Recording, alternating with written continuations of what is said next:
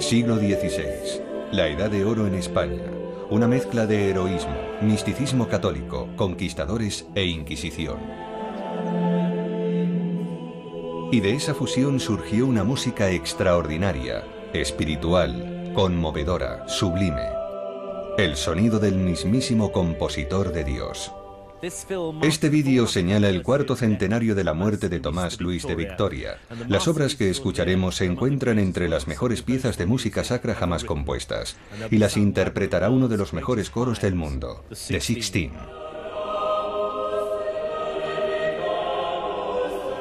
The Sixteen canta bajo la dirección de su fundador, Harry Christophers, en el marco incomparable de la iglesia de San Antonio de los Alemanes de Madrid.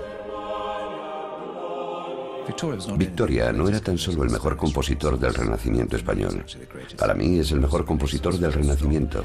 Es sencillamente un genio.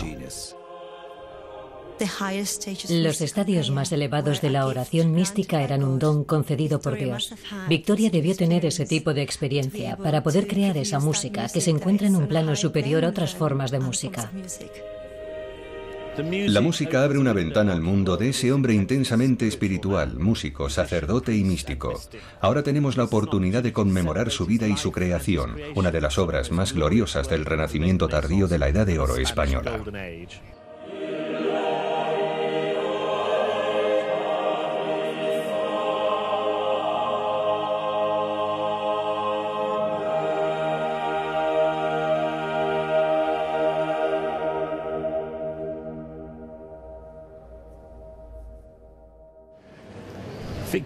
Victoria siempre ha formado parte de mi vida musical, pero sigue manteniendo un aura de misterio. Otros compositores como el italiano Palestrina o los ingleses Berg y Tallis han tenido siempre una presencia más notoria.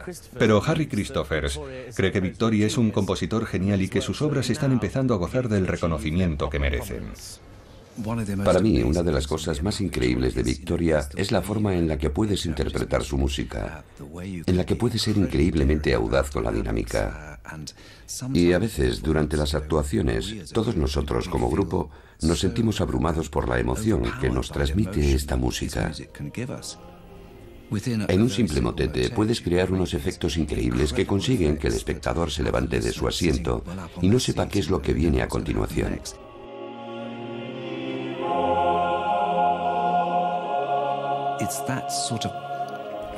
Ese impulso emocional es lo extraordinario de su música.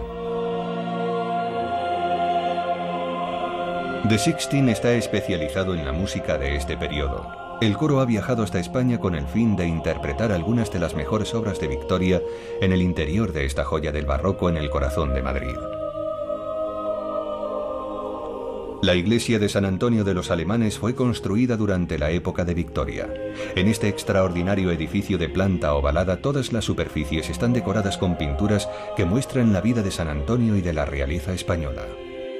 Aquí la acústica es ideal para resaltar la gloria de su música.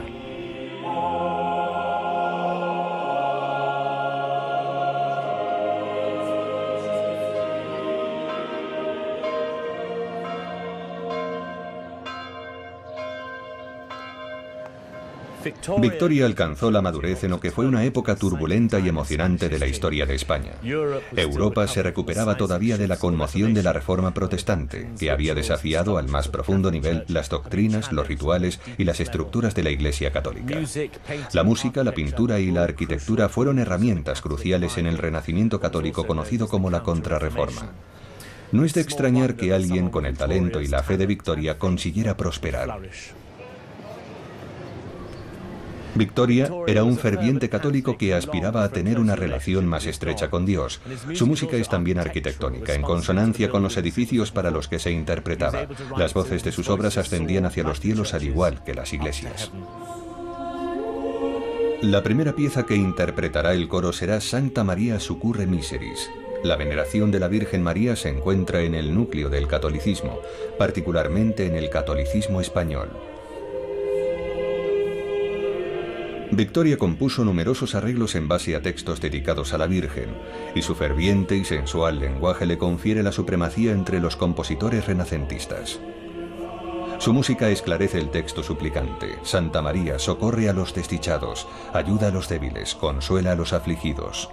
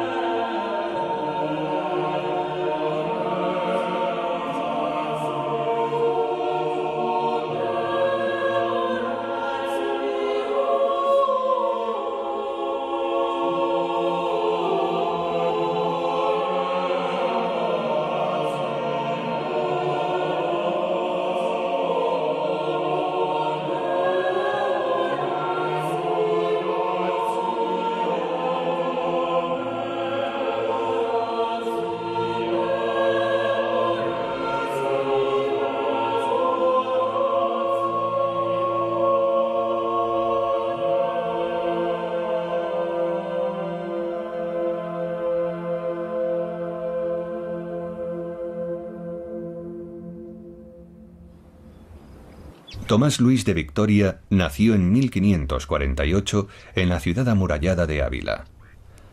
Ávila se encuentra a 88 kilómetros al noroeste de Madrid, rodeada por las mesetas del Sistema Central, elevándose frente al seco y austero paisaje rocoso, en un bello entorno.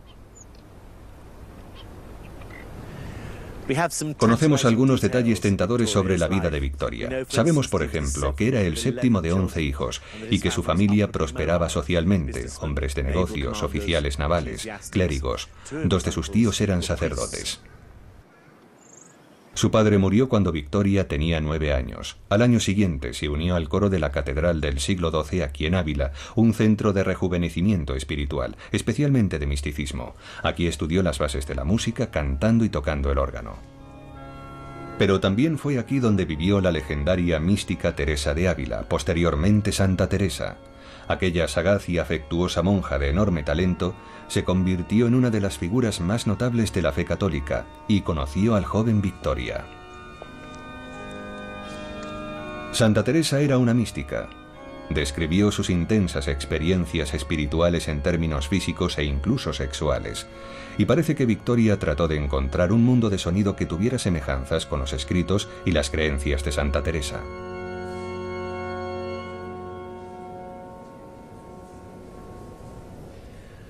¡Qué maravilla de edificio! Está decorado con enorme riqueza, pero de algún modo, quizá por la calidad de la piedra, transmite la sensación de ser ligero como el aire. Qué alegría haber escuchado al coro cantando desde aquí y distinguir el juego individual de las distintas voces en una obra maestra de la polifonía. Victoria de niño se habría sentado en uno de estos bancos, leyendo la partitura del Facistol. De hecho, la catedral todavía conserva bellos manuscritos del siglo XVI que el propio Victoria debió leer.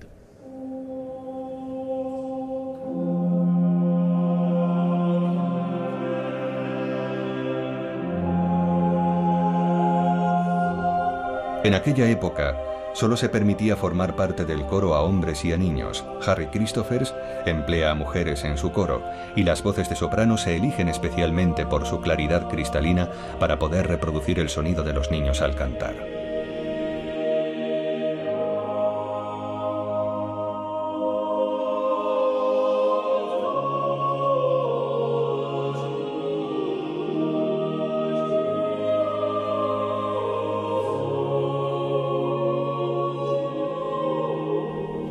Existe un momento decisivo en la carrera y en la vida de todo cantante masculino, y es cuando le cambia la voz.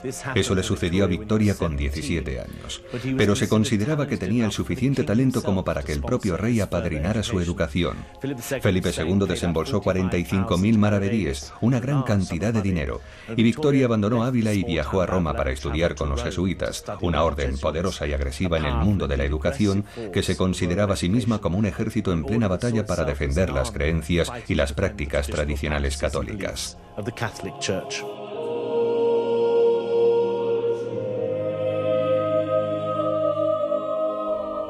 El Salve Regina es el himno más famoso dedicado a la Virgen María y fue versionado por todos los compositores renacentistas. Victoria llegó a hacer uno o dos arreglos de la pieza. El que vamos a interpretar aquí está pensado para doble coro. Emplea unas hermosas capas de texturas mediante la sencilla oscilación entre un coro y el otro.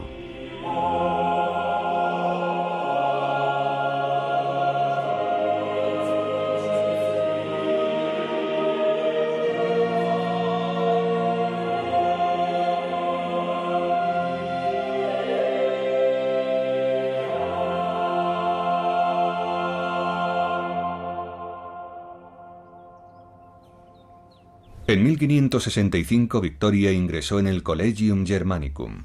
Era un centro internacional de enorme prestigio, con particular énfasis en el sacerdocio misionero alemán.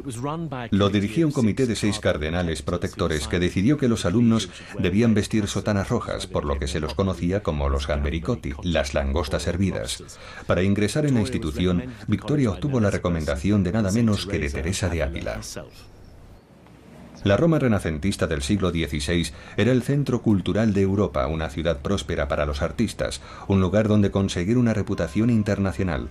Todos los compositores de la época viajaban allí, incluido el gran predecesor español de Victoria, Cristóbal de Morales.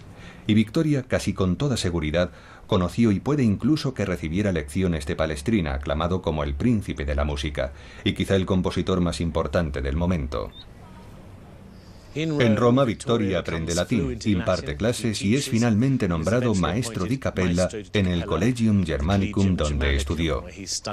En 1575 se ordena sacerdote, un signo de su devoción por la Iglesia. Y es una vocación verdadera. Nunca compondrá otra cosa que música sacra. Aún así debió echar de menos su hogar.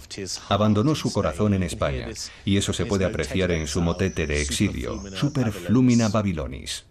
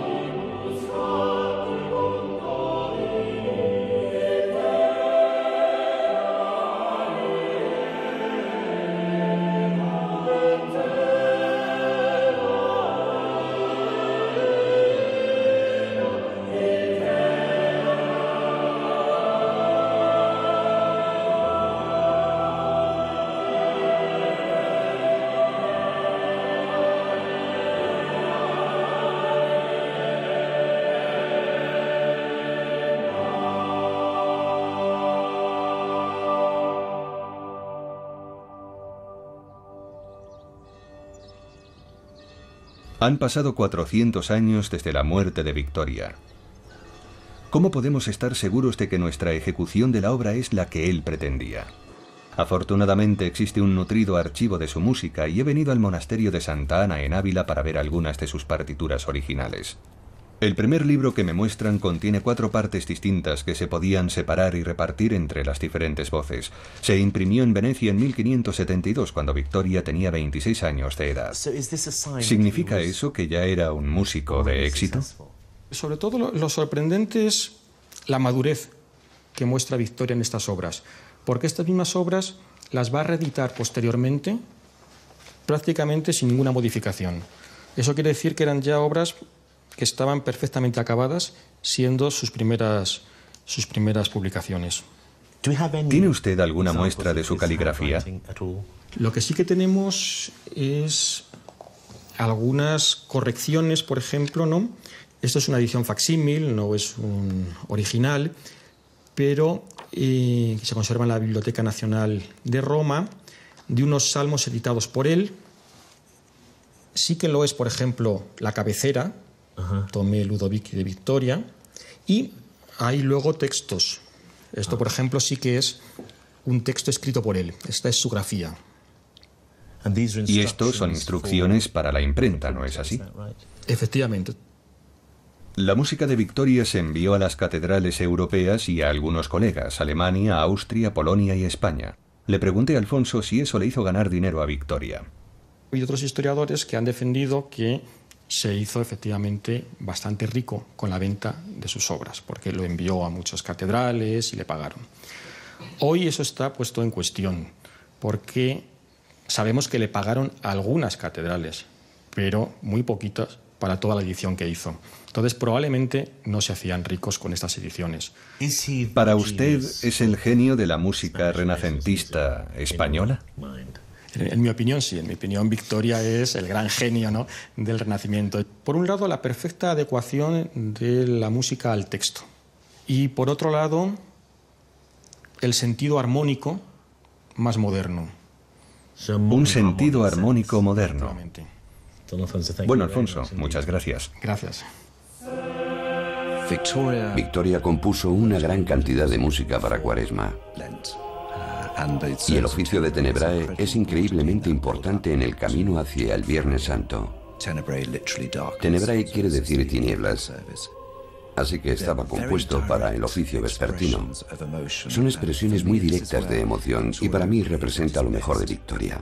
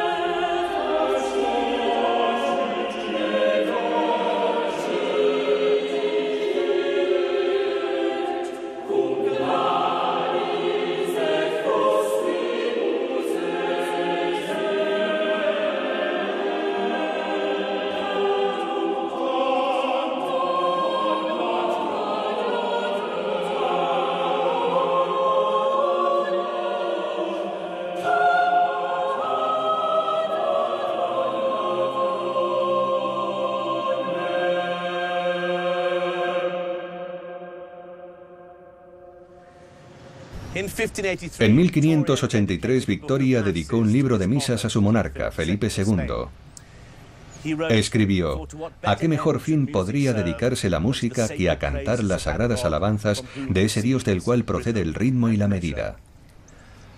La naturaleza lujosa de esas publicaciones refleja de alguna manera la alta estima en que se tuvo a Victoria a lo largo de su vida, y también refleja las texturas y colores extraños y maravillosos de su música. Por ejemplo, pide a las voces que canten tonos muy agudos dentro de su registro, lo cual debió resultar novedoso y atrevido.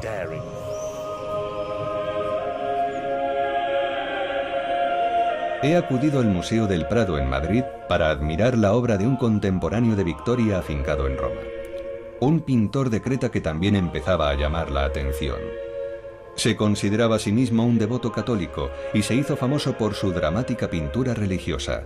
Su nombre era Doménicos Theotokopoulos, que posteriormente se haría famoso en España como el Greco, el griego.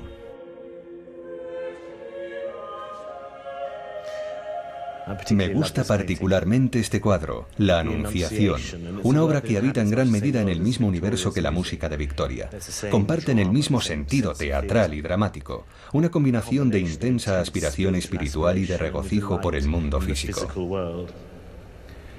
El Greco dijo que el color era el elemento más importante de su obra, y aquí hay grandes manchas de color, rosas, azules, marrones y verdes, y en el centro una explosión de luz cuando el Espíritu Santo atraviesa el lienzo para visitar a una María sin duda aterrorizada.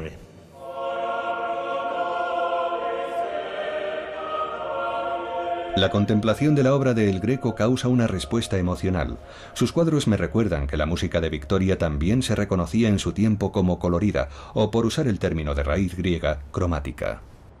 Se trataba de una herramienta expresiva porque Victoria no era tan solo un compositor de música pura, era también un pintor de palabras. Victoria empleó a menudo textos de El Cantar de los Cantares, un libro de la Biblia que es un poema de amor sensual. También se usaba como una alegoría de la relación de Cristo con su Iglesia y para muchas de las fiestas relacionadas con María. Para la Asunción compuso un motete y eligió las bellas palabras: la vi, hermosa como una paloma, remontando desde lo más alto los arroyos, cuyo incomparable olor impregnaba sus vestidos. Como los días primaverales, la rodeaban las flores de los rosales y los lirios de los valles. Es adecuado para esta María frágil y delicada, y además para mi deleite en la parte superior del cuadro hay un grupo de músicos contemplando la escena. Me pregunto qué música se le pasaría a El Greco por la cabeza cuando lo pintó, quizá la de Victoria.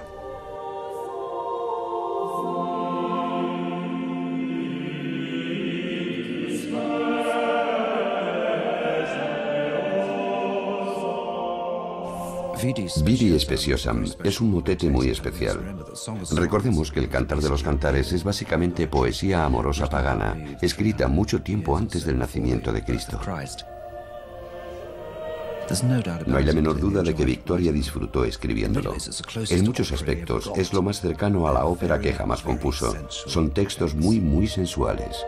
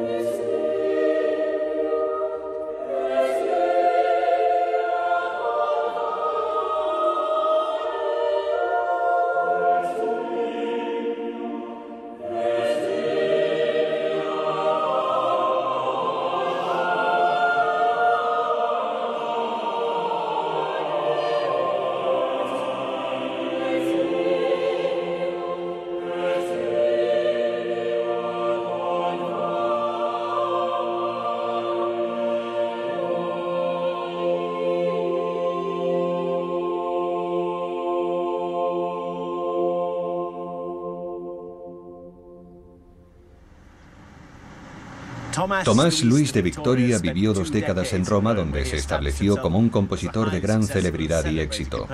Su obra se interpretaba por las iglesias de toda Europa. Pero él deseaba que su música llegara más lejos. Supervisó las ediciones de sus partituras que se iban a enviar a México, a Lima, en Perú, y a Bogotá, en Colombia. Tenía conquistadores en la familia y el Nuevo Mundo debía de parecerle exótico y emocionante. En México sus partituras fueron tan populares que se agotaron las copias y tuvieron que escribir partes a mano. Es fascinante pensar que casi 100 años después de que Colón descubriera América, hubiera barcos de regreso a Europa cargados con oro, plata, cobre, cacao, especias, barcos que luego harían la ruta inversa con copias de la música de Victoria entre el cargamento. Los mismos puertos, pero una mercancía muy distinta y un regalo del viejo mundo a las jóvenes congregaciones católicas del Nuevo. Asimismo, otros compositores ya estaban por aquella época transcribiendo las obras de Victoria para uso propio, a menudo con fines educativos. Su música se difundió por mansiones y palacios, bien para educar o bien para las oraciones privadas. Una de sus obras más populares, O Quam Gloriosum, fue arreglada por otros para voz y laúd, mostrándonos cómo se interpretaba y enseñaba su música fuera de la iglesia.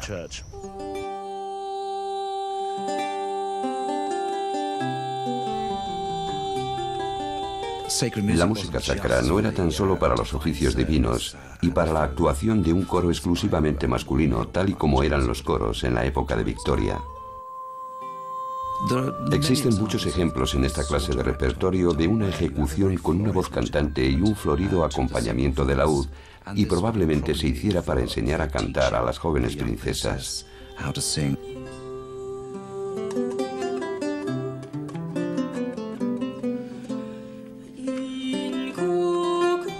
También podría haberse usado en la capilla de cualquier mansión señorial.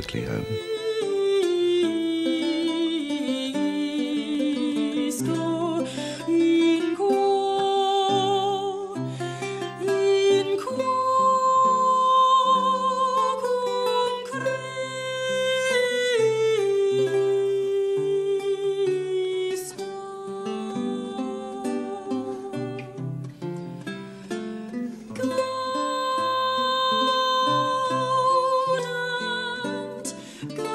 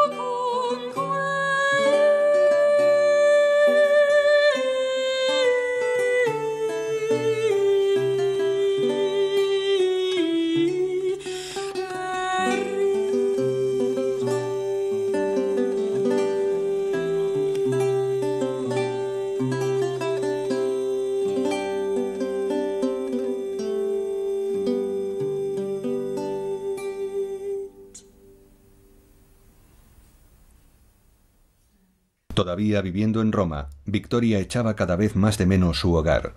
En 1583 le dedicó su Missarum Libri Duo, su libro de misas, a Felipe II, su rey y emperador, y expresó el deseo de regresar a España para dedicar mi tiempo a la contemplación de lo divino, como corresponde a un sacerdote. No sabemos por qué decidió abandonar una carrera profesional de éxito en Roma. Parece que algún instinto le indicaba que tomara un camino diferente y más sosegado.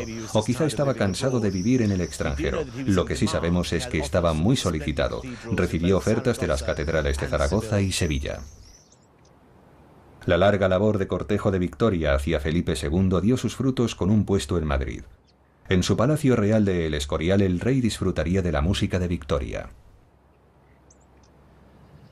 En aquel momento, Felipe II, soberano de vastas extensiones del mundo conocido, estaba preparando su armada invencible para persuadir a los ingleses a que regresaran al redil católico. Su segunda esposa, María Tudor, la reina María de Inglaterra, había muerto 30 años atrás y poco después Felipe había pretendido casarse con su hermana Isabel I, que lo rechazó. Felipe reunió su flota para atacar Inglaterra. Su derrota constituiría un significativo presagio del declive de la Edad de Oro española. El rey estaba aquejado de una terrible gota, lo que implicaba que la mayor parte del tiempo se encontraba recluido en sus habitaciones, pero en tanto que católico convencido, tenía la determinación de seguir asistiendo a misa desde aquí, su pequeña cama perdida en un rincón de El Escorial. Si abro esta pequeña puerta que hay en su dormitorio, lo que vemos es el altar de la basílica, su propia capilla privada. Así podía ver a los sacerdotes oficiar misa sin que la congregación notase su presencia. Por supuesto, debía de haber escuchado la música y espero que encontrara algo de consuelo en ella. De hecho, creemos que Felipe murió en este mismo dormitorio escuchando el sonido del coro al amanecer.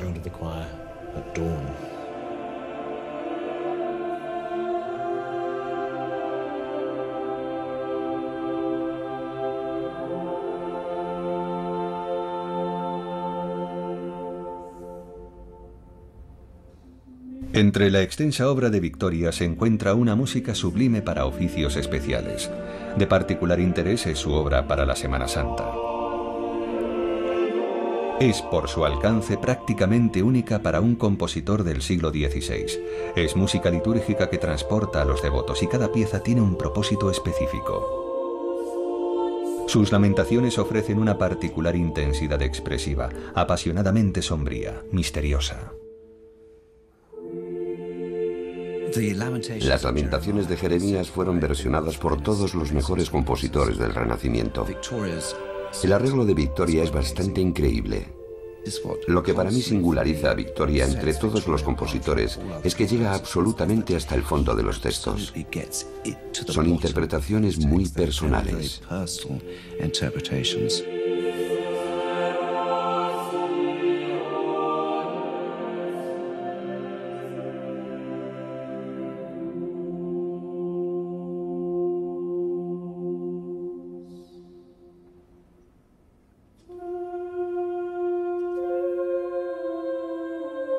Son arreglos muy sostenidos.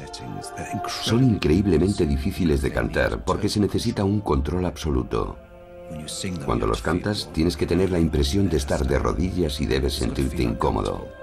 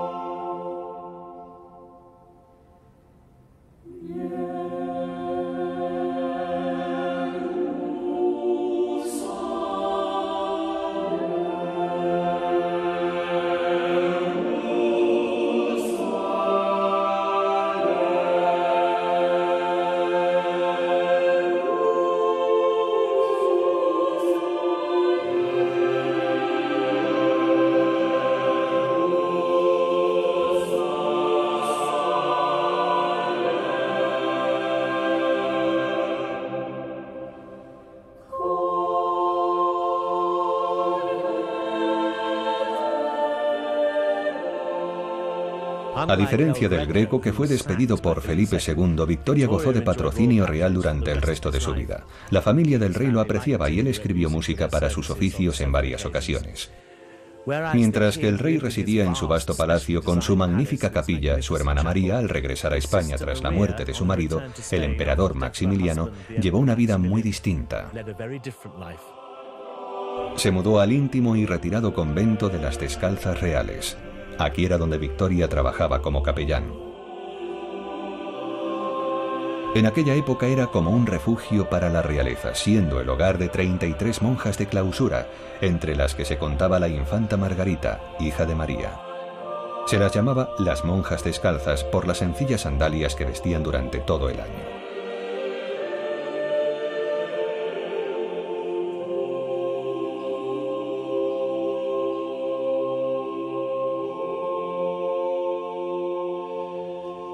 Aquí es donde Victoria trabajó felizmente durante un cuarto de siglo. Aquí tocó el órgano, impartió lecciones de canto, ofició como sacerdote y se entregó a la oración.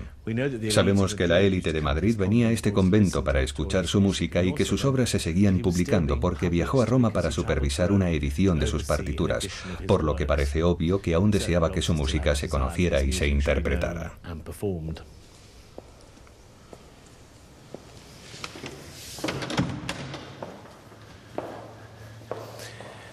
Aquí los sacerdotes debían de haber sido consumados cantores de canto llano y polifonía, de manera que Victoria se encontraba en su elemento.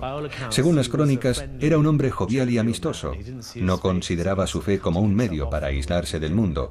Pasó a formar parte de la comunidad, tocando el órgano, yendo a misa y componiendo música. Su mecenas, la emperatriz María, valoraba la obra de Victoria hasta tal punto que cuando murió no solo lo nombró capellán vitalicio del monasterio, lo cual aseguraba su futuro, sino que también eligió que la enterrasen en este sepulcro de mármol aquí en la sala de ensayo del coro, en vez de junto a su hermano en el Escorial. Victoria respondió componiendo la que podría decirse que es su mejor obra, un requiem no solo dedicado a su benefactora, sino a una época, representativa quizá de la moribunda Edad de Oro española. Esta misa de requiem de 1605 es la última obra de Victoria, una magnífica declaración de una espiritualidad solemne y reverente.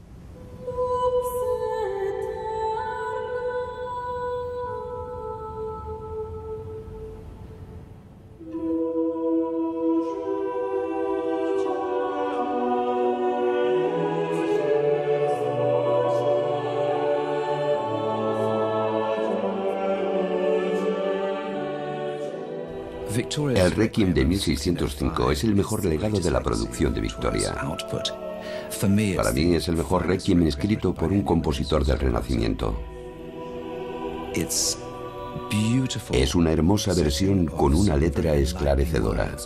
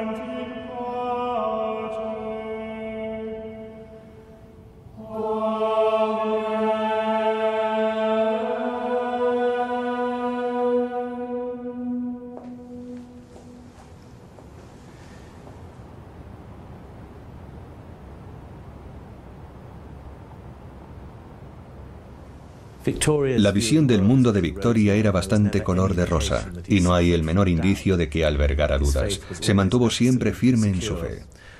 La comprensión de este hecho y de la dimensión mística de su obra hacen que escuchar su música se convierta en una experiencia completamente diferente.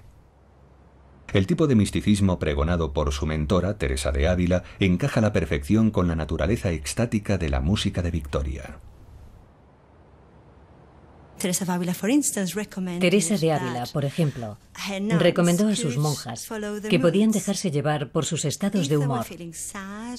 Si se sentían tristes o presas de la ansiedad, podían elegir escenas de la pasión. Podían visualizar escenas de la pasión como si estuvieran allí, usando la imaginación para visualizar pequeños detalles, tales como las lágrimas y el sudor por la ansiedad que experimentó Cristo. Y Victoria debió tener ese tipo de experiencia.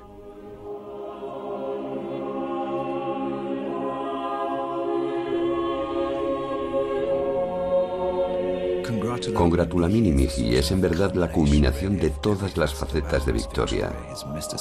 Su misticismo, sus aspectos académicos, su vida como compositor, su vida como sacerdote. Para mí todo se condensa en este motete. Comenzando con unos colores tonales humildes y minimalistas, nos lleva hasta la gran efervescencia del aleluya final, simplemente glorioso.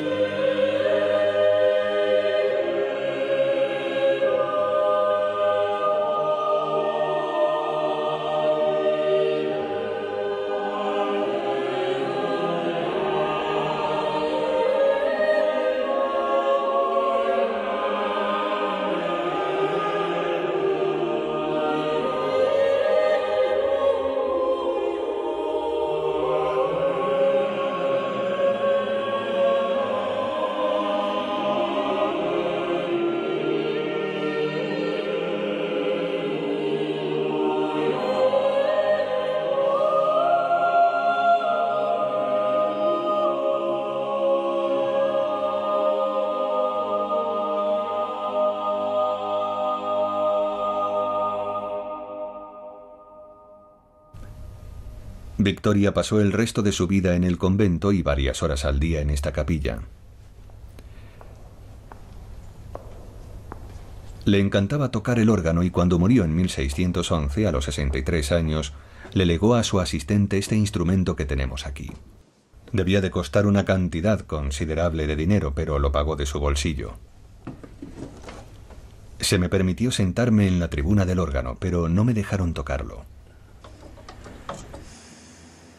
El gran requiem que Victoria compuso de forma bastante conmovedora para su mecenas la emperatriz se usó para su propio funeral. A pesar de que la Edad de Oro en España estaba en declive, la música de Victoria ha pervivido y tal y como él hubiera deseado, se sigue interpretando en catedrales e iglesias del mundo entero.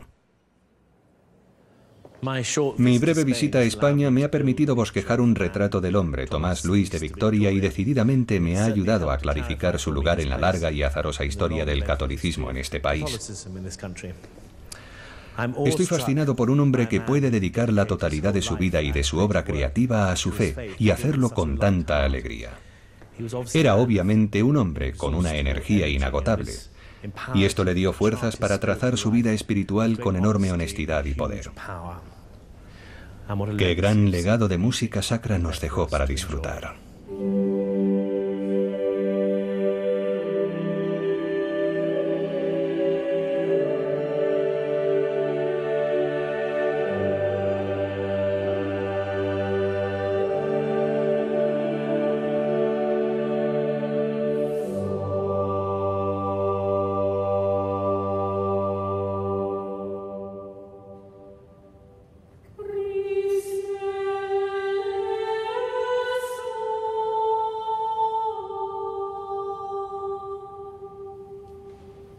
Yeah.